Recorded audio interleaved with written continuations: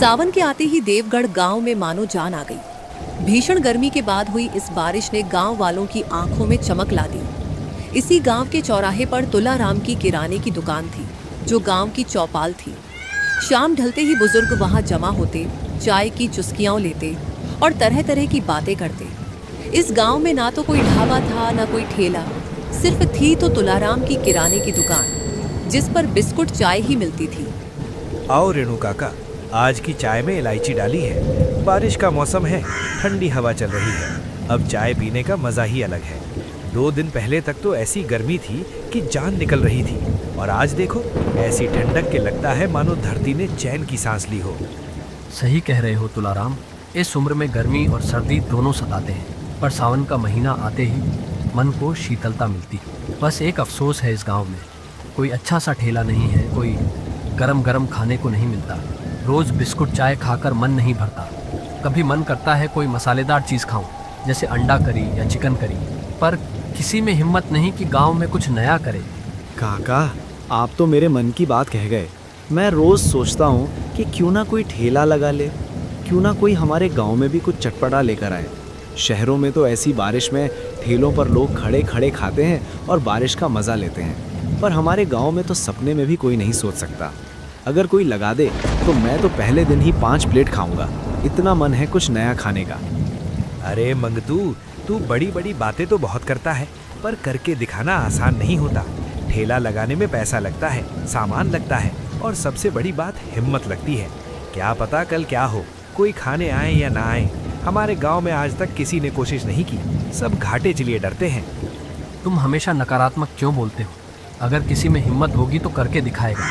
मेरा तो कहना है कि जो कोई ठेला लगाएगा, मैं रोज शाम को आकर गरम गरम खाऊंगा। तभी दूर से एक आवाज आई, लोहे के पहियों की कराहट जैसी। सबने मुड़कर देखा। बारिश की फुहारों के बीच एक युवक भीगता हुआ और एक ठेला धकेलता हुआ चौराहे की तरफ आ रहा था। उसने चौराहे के पास खाली जगह देखी और अपना ठेला खड़ा कर दिया। उसने 2 बड़े बड़े छाती लगा दिए और एक टेबल रख दी। उसकी ठेले पर लिखा था, गर्मा गर्म अंडा करी। अरे ये क्या हो रहा है? कोई नया आदमी हमारे चौराहे पर ठेला लगा रहा है। देखो तो, ये हमारे गांव का तो नहीं लगता। चलो रेणु काका, चलो देखते हैं कौन है और क्या बेच रहा है। अरे वाह, हमारी बात रंग लाई। देखो मंगतू, तेरी बात पक्की हो गई। आज तेरी पहली प्लेट मेरी तरफ से। चलो सब चलते हैं। इस नए युवक का स्वागत करना चाहिए कि उसने हिम्मत की और गांव में कुछ नया लेकर आया। जी काका, मैं तो पहले ही तैयार हूँ। देखते हैं क्या बनाता है, कैसा स्वाद है, और सबसे बड़ी बात मसाला कितना है, क्योंकि बिना मसाले के तो खाना फीका लगता है। सारे लोग ठेले के पास आ गए। रवि ने सबको देखा और तुरंत दोनों हाथ जोड़कर नमस्ते की। उसके चेहरे पर मुस्कान थी, पर थोड़ी घबराहट भी। ये उसका पहला दिन था और वह चाहता था कि सबको उसका खाना पसंद आए। राम राम रेणु काका, मेरा नाम रवि है। मैं पास के ही डेरा से आया हूँ। मुझे पता चला कि देवगढ़ में कोई ठेला नहीं है, कोई गर्मा गर्म खाने को नहीं मिलता, तो मैंने सोचा कि क्यों ना कोशिश की जाए। मैं अंडा करी और गरम चपाती बेचता हूँ, साथ में मेरी घर की बनी स्पेशल चटनी भी है। मुझे पूरा भरोसा है कि आप सबको मेरा खाना पसंद आएगा और आप बार बार आएंगे। बहुत अच्छा बेटा, तूने हिम्मत की है। पर बता, तेरे पास क्या क्या है? सिर्फ अंडा करी या कुछ और भी? और ये बता कि तेरी अंडा करी में क्या डालता है, क्योंकि हम लोग घर का खाना खाते हैं, बाहर का खाना तो कम ही खाते हैं। पर अगर तेरा खाना अच्छा होगा तो हम भी आएंगे।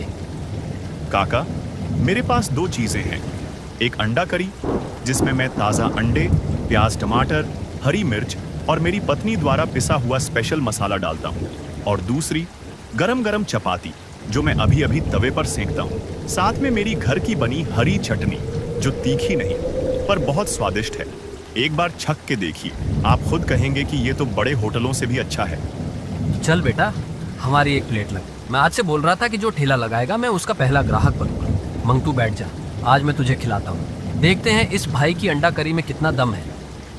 रवि ने तेज आंच पर तवा गर्म किया। बारिश की इस बूंदों के बीच तवा धीरे धीरे गर्म होने लगा। उसने फटाफट सारे मसाले डालकर अंडा करी बनाना शुरू कर दिया। उसने सबसे पहले गर्मा गर्म अंडा करी और तंदूरी रोटी एक प्लेट में सजाकर रेणु काका के हाथों में थमा दी। सुगंध बहुत अच्छी है, देखते हैं स्वाद कैसा है। चलो छकते हैं। जैसे ही रेणु काका ने एक निवाला खाया, उनसे रहा नहीं गया। अरे वाह वाह बेटा रवि, क्या बनाई है। अंडा पूरी तरह मसाले में घुला है, ग्रेवी घनी है, मसाले का संतुलन एकदम सही है। मैंने आज तक इतनी स्वादिष्ट अंडा करी नहीं खाई। ये तो बड़े बड़े होटलों की अंडा करी को भी मात दे रहा है। तूने तो कमाल कर दिया बेटा। रवि भैया, आपने तो जादू कर दिया। इतनी स्वादिष्ट अंडा करी मैंने कभी नहीं खाई। ये मसाला बिल्कुल घर जैसा लगता है, बिल्कुल माँ के हाथ जैसा ही है। एक और प्लेट बनाओ, आज तो मेरा पेट नहीं भरेगा। जब दोनों इतनी तारीफ कर रहे हैं तो मुझे भी चखना पड़ेगा। चलो रवि, मेरे लिए भी एक प्लेट रख दो। एक एक करके सबने चखा और सबने तारीफ की। बारिश की ठंडी हवा और गरम अंडा करी की सुगंध ने पूरे चौराहे को महका दिया। जैसे ही खबर फैली, लोग अपने अपने घरों से छाते लेकर आने लगे। देखते ही देखते रवि के ठेले के आसपास भीड़ जमा हो गई। रवि भाई, तुम्हारी तारीफ सुनकर आया हूँ। मुझे 2 प्लेट चाहिए, एक मेरे लिए और एक मेरी पत्नी के लिए। जल्दी से लगा दो, इस बारिश के मौसम में मज़े से खाएंगे। मुझे 3 प्लेट चाहिए। 1 प्लेट यही खाऊंगा और 2 प्लेट बीवी बच्चों को ले जाऊंगा। जल्दी करो भाई, बारिश भी हो रही है और खुशबू भी बहुत अच्छी आ रही है। बेटा, मैंने सुना है तू बहुत अच्छी अंडा करी बनाता है। मुझे 1 प्लेट देना, पर थोड़ी कम मिर्च डालना, क्योंकि मुझे तीखा कम पसंद है।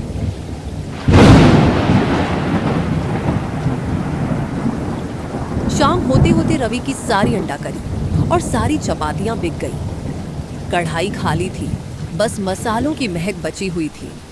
रवि ने सामान समेटा और घर की तरफ चल दिया, लेकिन बारिश लगातार हो रही थी और बिजली भी कड़क रही थी।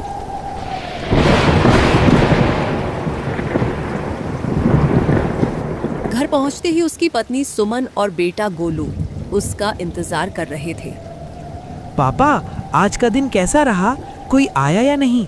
कितनी अंडा करी बिकी आज? मुझे बताओ ना जल्दी से। अरे मेरे बेटे, आज तो बहुत मजा आया। सारी अंडा करी बिक गई, सभी ने तारीफ की। लोग इतने खुश थे कि मुझे भी बहुत खुशी हुई कि हमारी मेहनत रंग लाई। सच कह रहे हो ना रवि, पहले दिन ही इतना अच्छा चला।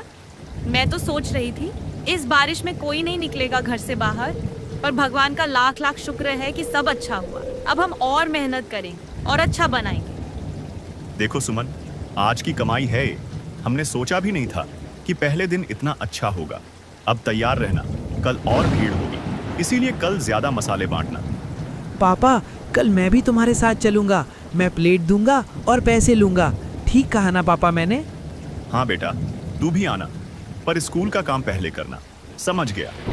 अब रात हो गई, बारिश धीरे धीरे कम होने लगी, पर हवा और बिजली अभी भी बहुत कड़क रही थी। अगले दिन रवि जल्दी आया और इस बार और भीड़ थी। उसकी अंडा करी की चर्चा पूरे गांव में हो रही थी। जब बारिश तेज थी, रवि अपने ठेले पर खाना बना रहा था, तभी एक बड़ी गाड़ी चौराहे पर रुकी। गाड़ी से सुरेंद्र सिंह उतरे। रईस, हाथ में सोने की घड़ी, कलफदार कुर्ता, रौबदार चेहरा। वे सीधे रवि के पास आए और उसे ध्यान से देखने लगे। तुम्हारा नाम क्या है? मैंने सुना है कि इस गांव में एक युवक ने ठेला खोला है और लोग उसके खाने की तारीफ करते नहीं थकते। मैं खुद आकर देखना चाहता था कि यह क्या चीज़ है जो इतनी मशहूर हो गई है। मेरा नाम रवि है साहब। मैं अंडा करी और गरम चपाती बेचता हूँ। देवगढ़ में कोई ठेला नहीं था, इसलिए मैंने सोचा कि कोशिश करूं। लोगों ने मुझे प्यार दिया और मैं पूरी मेहनत से खाना बनाता हूँ। तो चलो, मेरे लिए 1 प्लेट लगाओ। मुझे खुद चखना है, क्योंकि जब पूरा गांव किसी की तारीफ करे तो उसे चखना ही चाहिए। अगर अच्छी लगी तो मैं खुद तुम्हें बड़ा मौका दूंगा, जिससे तुम्हारी लाइफ चेंज हो जाएगी। रवि ने पूरी कोशिश से 1 प्लेट अंडा करी बनाई, उसे अच्छे से सजाया और सेठ के सामने रख दी। सेठ ने चपाती तोड़ी, करी में डुबोया और छका। पहला निवाला, फिर दूसरा, फिर तीसरा। रवि भाई, मैंने देश विदेश के बड़े बड़े होटलों में खाना खाया है, पर इतनी सादी और स्वादिष्ट अंडा करी कभी नहीं खाई।